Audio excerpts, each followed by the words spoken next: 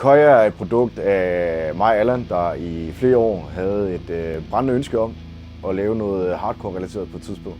Vi gik sådan hele tiden og prikkede lidt til hinanden i forhold til, at vi skal spille noget hardcore. Og så var det en lang og svær fødsel derfra. Vi mødtes til en arbejdsdag i den musikforening, vi var medlem af på det tidspunkt. Der møder han så en lille dreng, der hedder Magnus. Så rendte jeg ind i Patrick. Han rendte og bandede og svovlede som en idiot. Vi fandt ham under en rendesten. Så faldt vi i snak, og han nævnte noget med, at han var i gang med at starte et band, hvor de manglede en guitarist. Og så startede de ligesom derfra.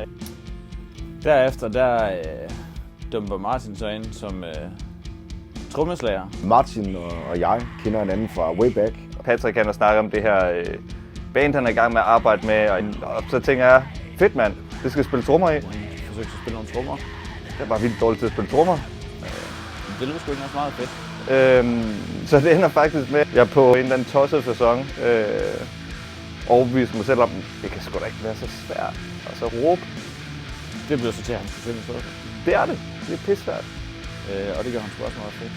Sidst men ikke mindst, så fandt vi Søren. Vi får sendt ham en masse lydfiler og noget, og han ghoster os i halvanden måned. Men, I en skæbnesvanger aften drak fuld og fik overtalt til at baske tønder i Køjer.